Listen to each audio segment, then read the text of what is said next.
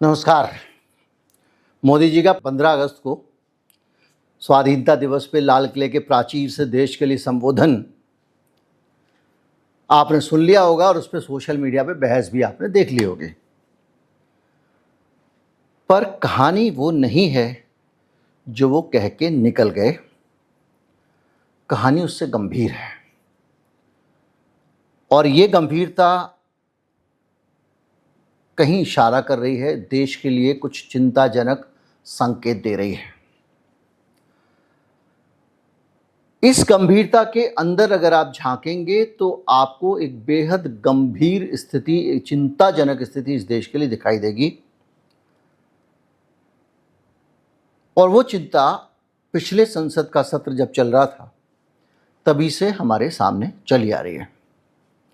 चिंता है लोकतंत्र से जुड़ी हुई चिंता, और आज चूंकि स्वतंत्रता दिवस का भाषण है तो चिंता और व्यापक और बड़ी हो जाती है। प्रधानमंत्री मोदी ने जो दिमागी नक्सल कहा, वो संदेश एक ध्यान भटकाऊ संदेश है। सारे बुद्धिजीवियों को उसमें बिजी कर दिया जाएगा, वो उसका विरोध करेंगे वगैरह वगैरह, और उसके पीछे से मोदी जी एक बहुत बड़ा देश के साथ में खेल करके निकल गए।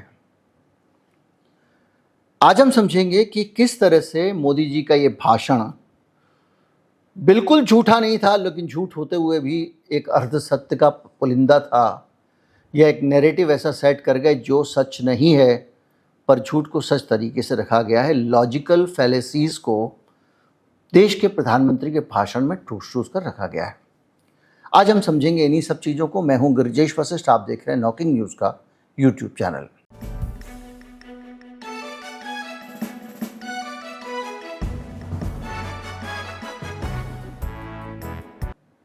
चिंता ये है कि ये देश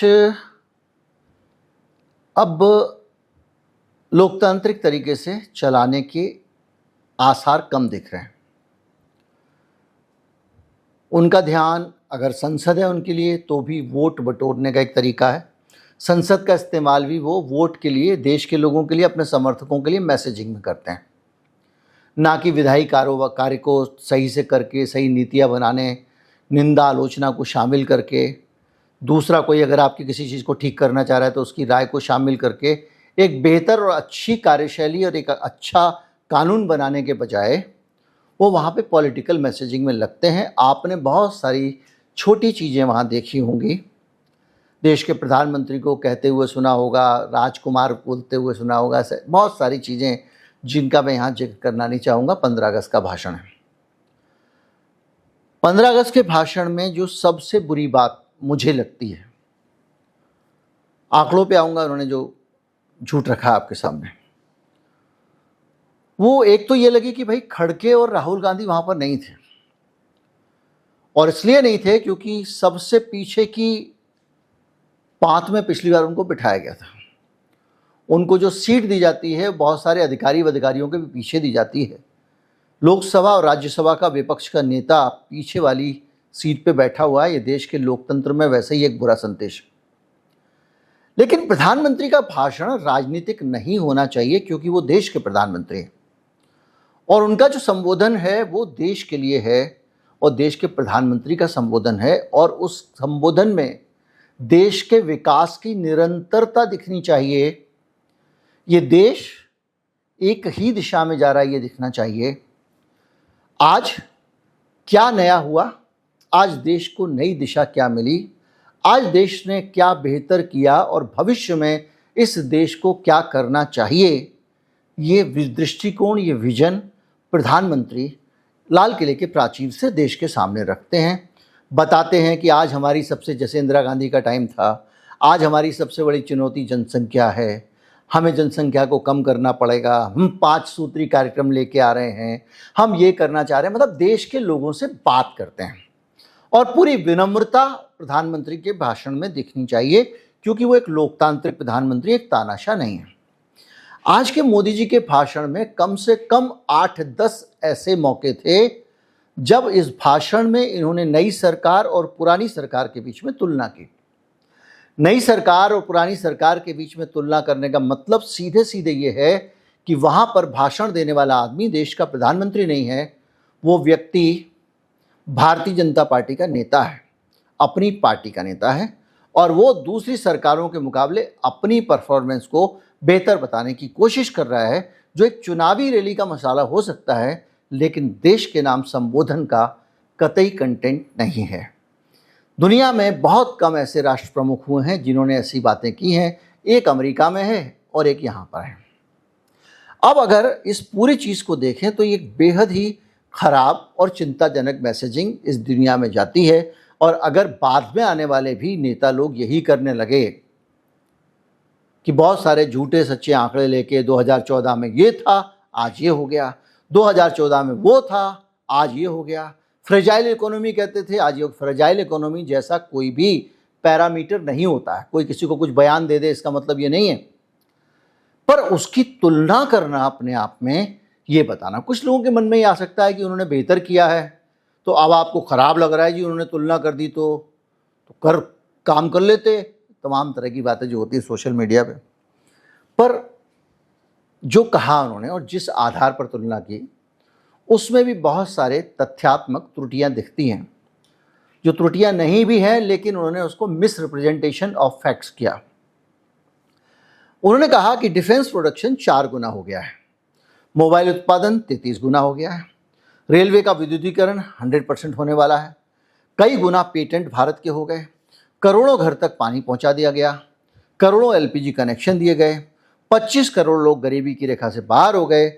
और ये आंकड़े सारे के सारे दिखने में बहुत खूबसूरत लगते हैं, पर इनकी हकीकत कुछ और है और उनको खोलने की ज़रूरत होती है। अब बात यह है कि इसके पीछे क्या होता है।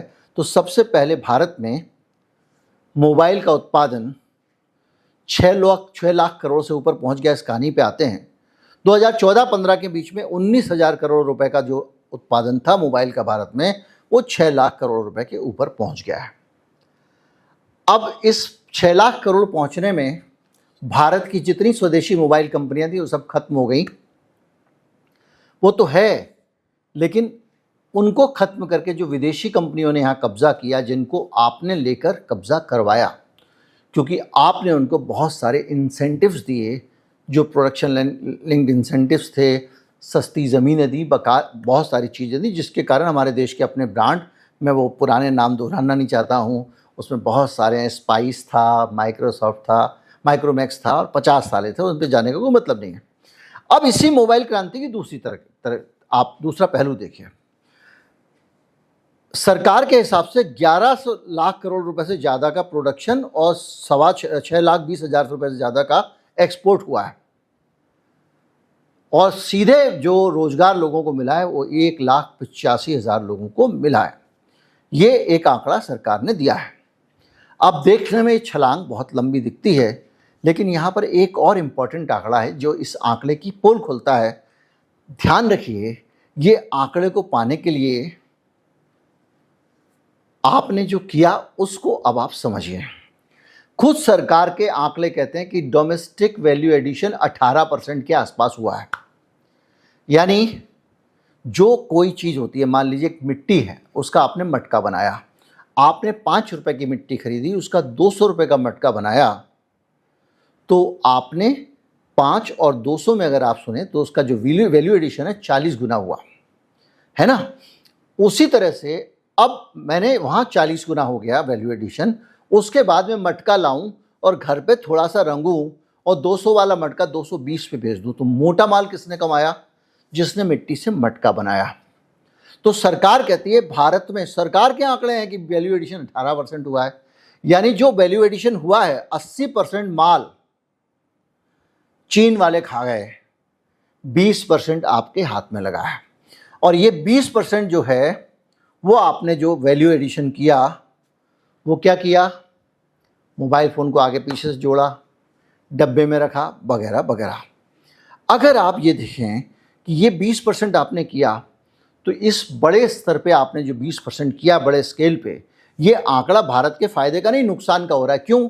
क्योंकि आपने अगर 100 रुपये के मोबाइल बाहर एक्सपोर्ट किए तो 80 रुपये का तो मुनाफा गया है पहले पीछे, और जो लागत है मूल, वो पैसा भी गया है। सामने वाला अगर मान लीजिए जो चिप विप लगा के स्क्रीन लगा के मोबाइल तैयार कर रहा है तो उसकी जो कॉस्ट आई है उसके ऊपर 80 रुपये है, वो 80% है। अगर आप पूरे इलेक्ट्रॉनिक वैल्यू चेन को देखें तो आपको कोई कहेगा 33 गुना हो गया भाई, भारत का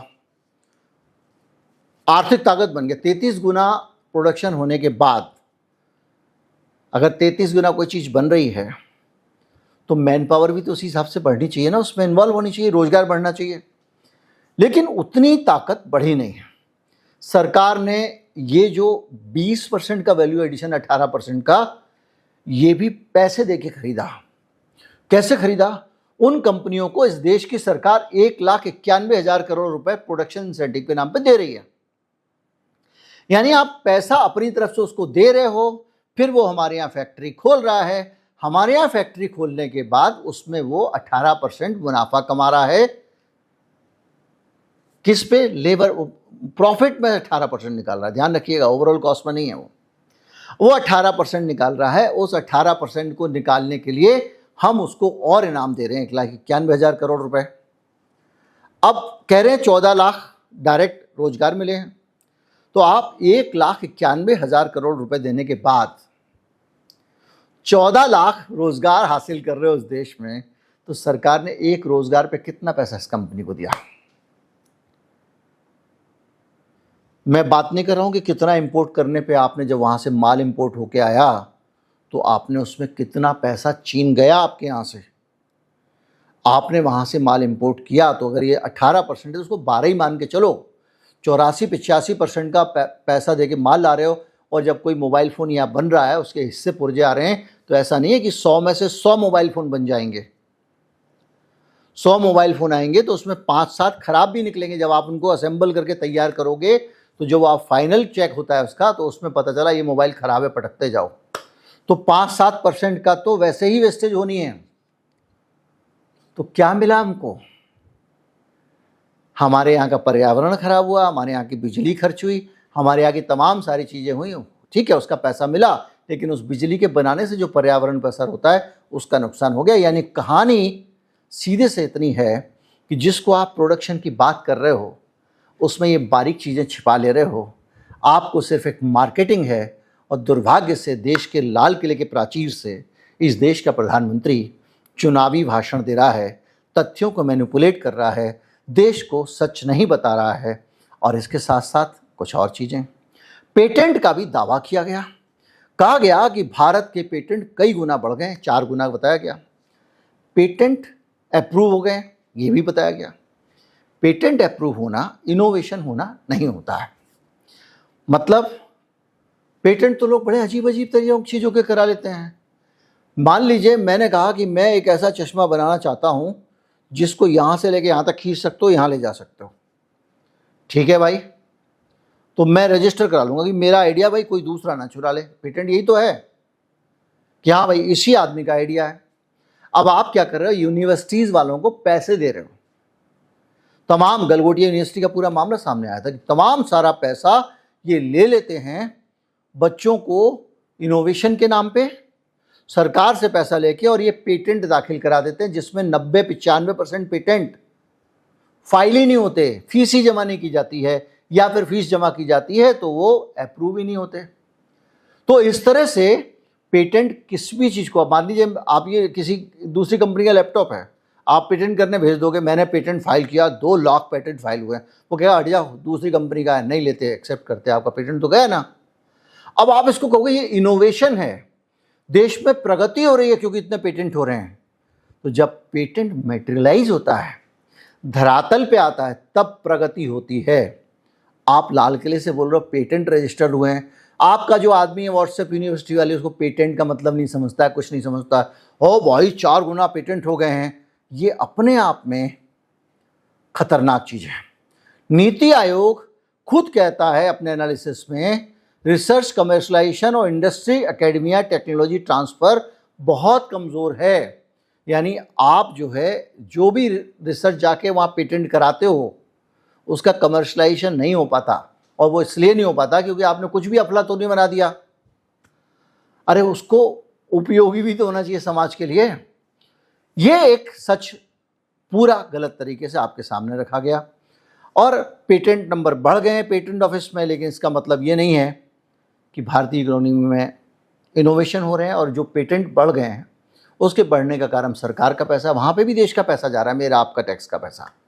यूनिवर्सिटीज़ को पेटेंट दाखिल करने के बेसिस पे ग्रांट दी जा रही है, उनको पैसा मिल रहा है तो पेटेंट भरवा रहे हैं। कुल मिला के चुनावी भाषण के लिए लाइन तैयार हो गई, भाई इस देश को कुछ नहीं मिला। और ये आंकड़ा सीधे सीधे एक कहानी कहता है कि जो बुरा हाल है इस तरह से है। अब आते हैं रेलवे पे। 99.6% ब्रॉडगेज नेटवर्क का इलेक्ट्रिफिकेशन बताया गया है। सरकार कह रही है 2014 तक बहुत थोड़ा सा हमारे यहाँ पे इलेक्ट्रिफिकेशन हुआ था। कह रहे 1925 में इलेक्ट्रिफिकेशन शुरू हो गया था। लेकिन बात यह है कि आपका अगर आपने इलेक्ट्रिक ट्रेनें कर दी हैं, इलेक्ट्रिफिकेशन कर दिया 100%, तो आपकी डीजल की खपत में क्या उस अनुपात में कमी आई जिस अनुपात में आपने लाइनों को इलेक्ट्रीफाई किया? आंकड़ा कहता है नहीं। डीजल कंजम्पशन 293 करोड़ लीटर था, वो 108 करोड़ लीटर अभी भी है, यानी 2.5 गुना डीजल आपका पहले ज़्यादा लगता था। यानी इलेक्ट्रिफिकेशन उस लेवल पे नहीं हुआ है। अगर पहले से 40% डीजल आज भी खर्च हो रहा है तो इसका मतलब ये है कि 100% इलेक्ट्रिफिकेशन अगर हो गया होता, डीजल नहीं चलता। कहानी साफ है, डीजल पे डिपेंडेंसी कम हुई है, लेकिन जो आंकड़ा आप दिखा रहे हो गुलाबी, उस आंकड़े में कुछ झोल है। कुल मिला के 14 से 26 के बीच में 46,900 रूट किलोमीटर्स इलेक्ट्रीफाई हुए हैं। 60 साल में 21,000 हुए थे। ये कहानी बताई जाती है। संख्या सही हो सकती है, लेकिन जब भी कोई नई टेक्नोलॉजी आती है उसकी रफ्तार स्लो होती है। पहले 5-5, 10-10 साल में एक सैटेलाइट जाता था, अब एलन मस्क हज़ारों भेज देता है। हर चीज़ की रफ्तार बढ़ती है समय के साथ में, टेक्नोलॉजी के साथ में। पहले तार बिछाने की टेक्नोलॉजी कुछ और होती थी, मैनुअल बिछाने पड़ते थे। 1925 में पहली बार इलेक्ट्रिफिकेशन हो गया था ट्रेन का।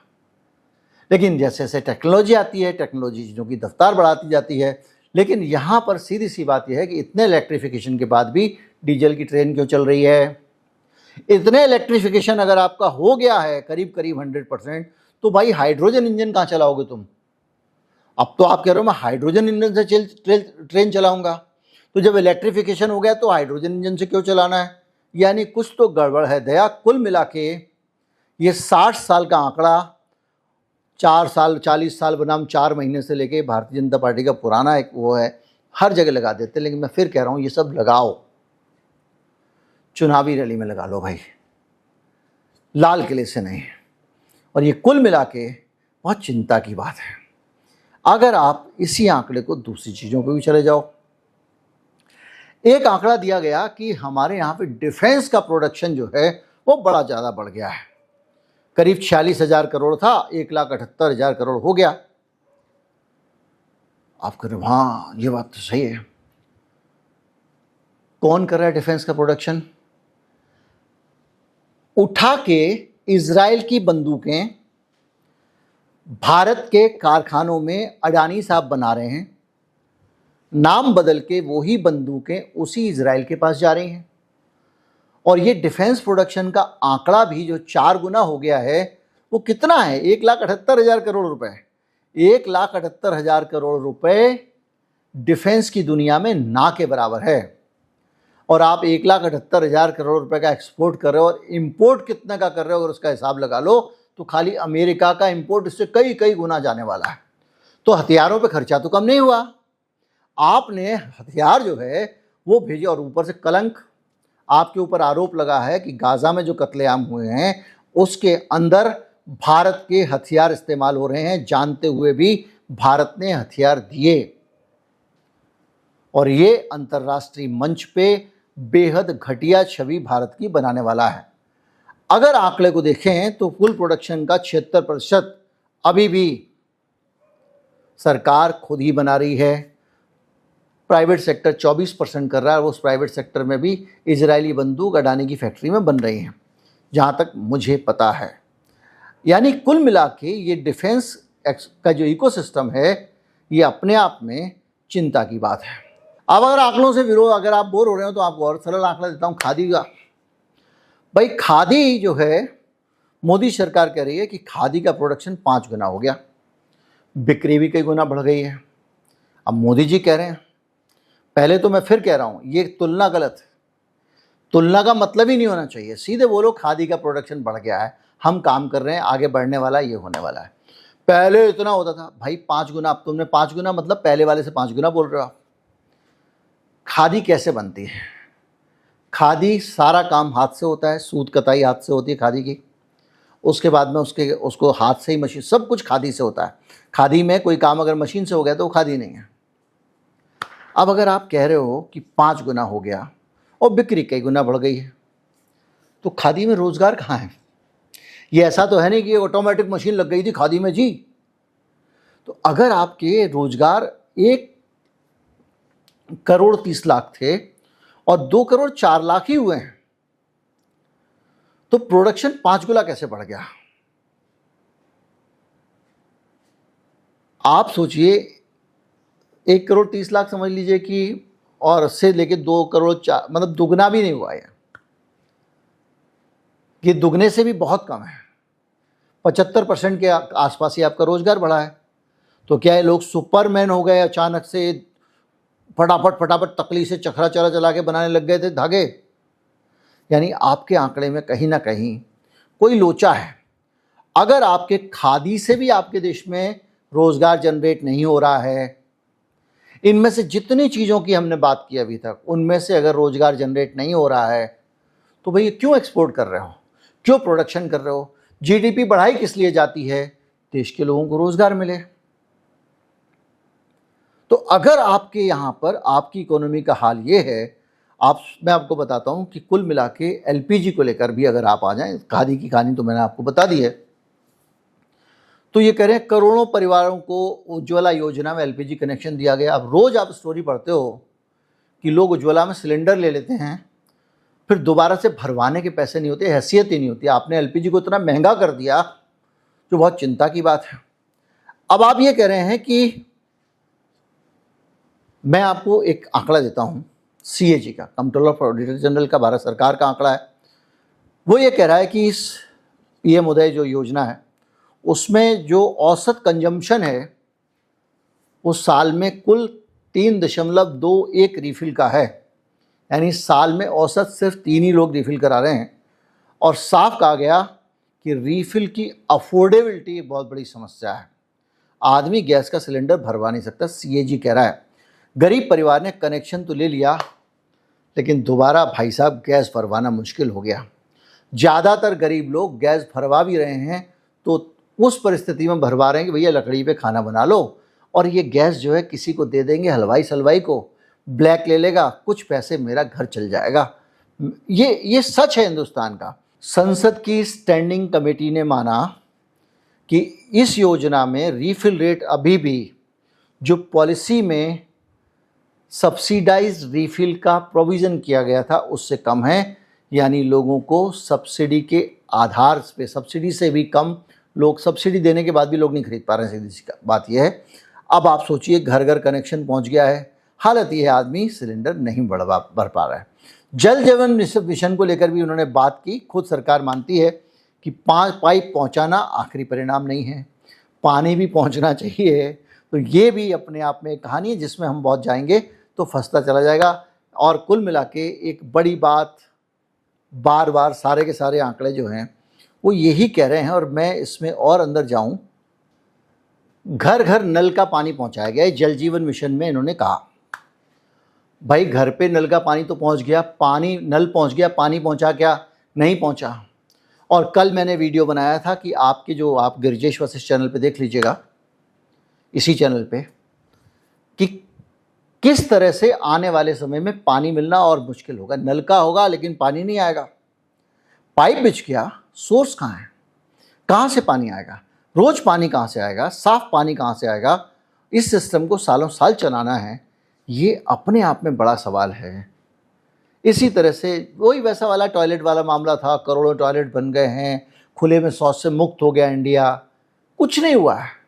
सारी कहानी। तो कुल मिला के मैं इसमें बहुत सारी जगहों पे जाऊं, आंकड़े ही आंकड़े हैं, जीडीपी के आंकड़े हैं इसमें कि फ्रेजाइल जीडीपी थी और इतनी बढ़ गई।